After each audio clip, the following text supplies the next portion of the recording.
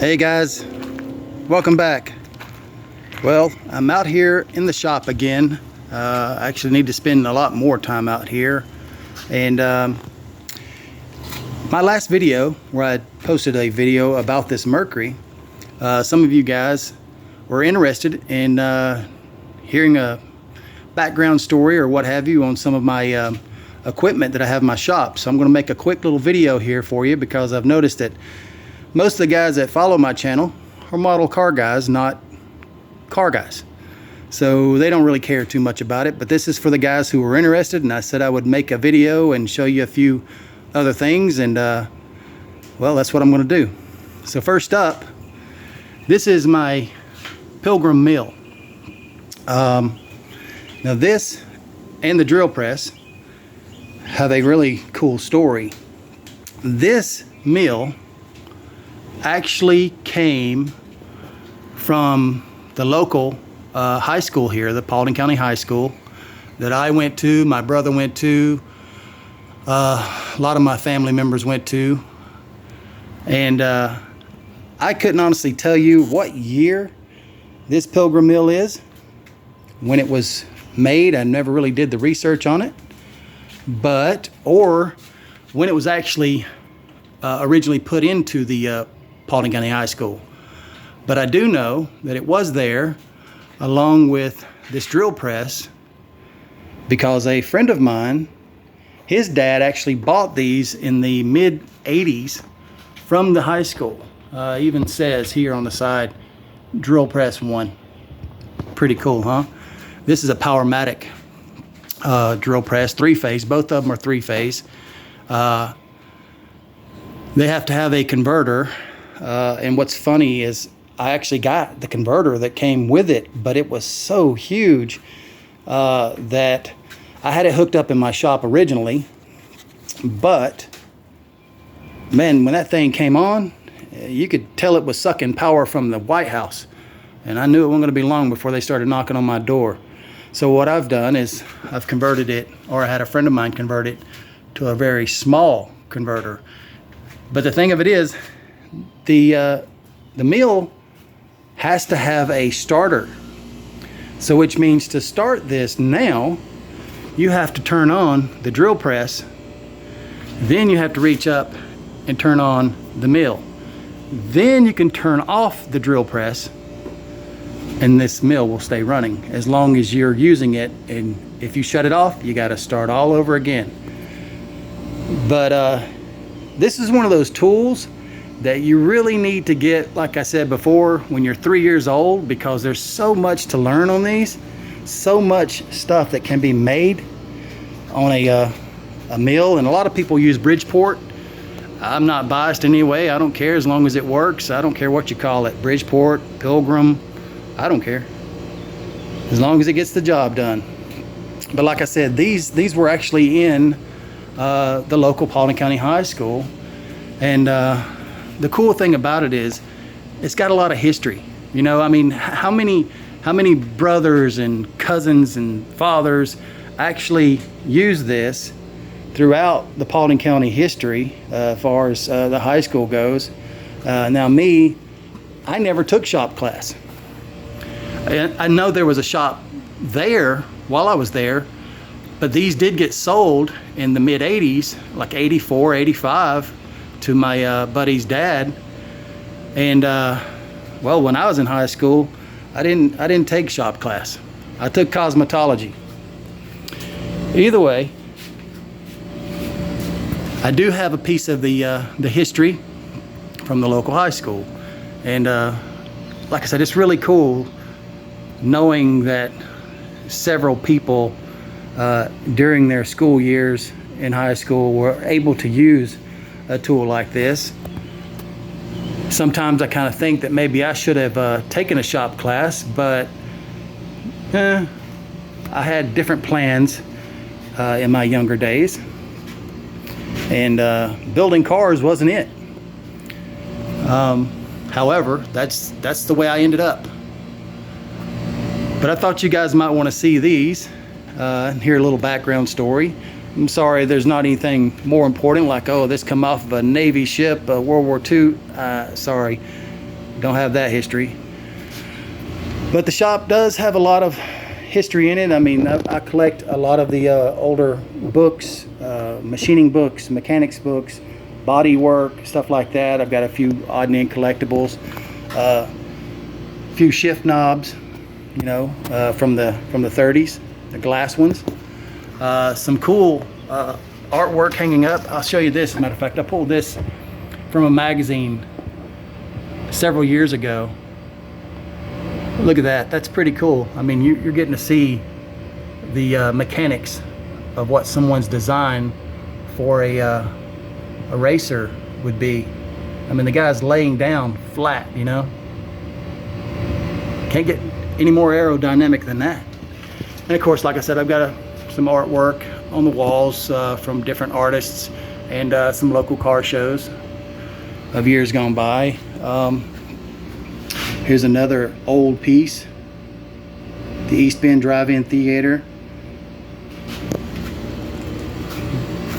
There's this here is actually from the 1800s, if I remember correctly, when I did the history on this. This is a bolts bin, basically. I mean, it carries a lot of different things I've got in it now, but there is some of the original carriage bolts that were in it when it was purchased. My wife, daughter, and son-in-law bought this for me for Christmas one year, and man, it's just so cool. I had to make the stand for it. It didn't have anything. It basically sat on a countertop in some hardware store. Like I said, it's from the 1800s. The only thing that's been replaced is this drawer that wasn't original on it. I mean, all the pull knobs, such like that. I mean, I even left the little pieces that are stapled or nailed to the door.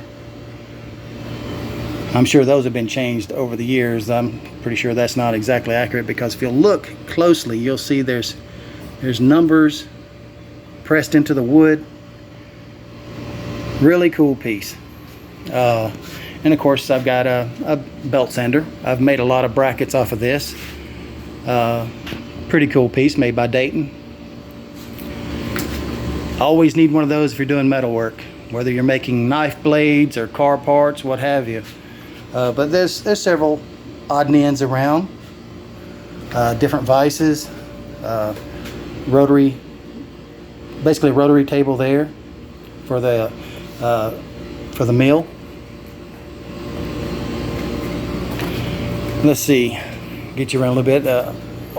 This is a bin I've got, just basically it's a catch-all up here, and then of course it keeps a lot of my drill press and mill parts in it.